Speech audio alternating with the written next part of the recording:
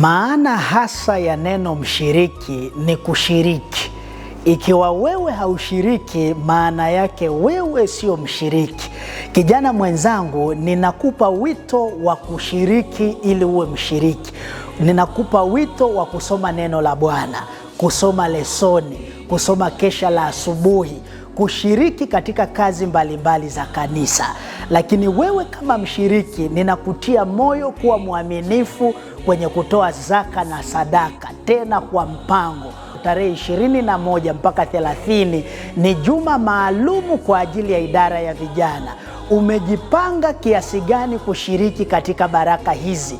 Ninakutia moyo kushiriki na kushirikisha wengine kushiriki, ili kushiriki katika ushirika wa mambo ya mbinguni. Vile vile ninaomba nitoe wito kwa wachungaji wenzangu, kwa wazazi pamoja na wazee wa kanisa, kuona umuhimu wa kuwashirikisha vijana katika shughuli mbalimbali za kanisa. Vijana sio taifa la kesho, lakini ni taifa la leo, ni kanisa la leo. Je, mumejipanga kiasi gani kuwashirikisha vijana katika juma hili, kupitia maombi, kupitia uimbaji, kupitia hotuba mbalimbali?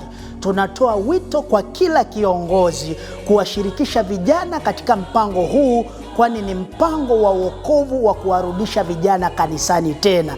Na kwa kufanya hivyo, vijana wetu watakuwa kiuchumi, watakuwa kiroho, watakuwa kijamii, watakuwa kiakili, kwa ujumla watakuwa katika nyanja zote za maisha.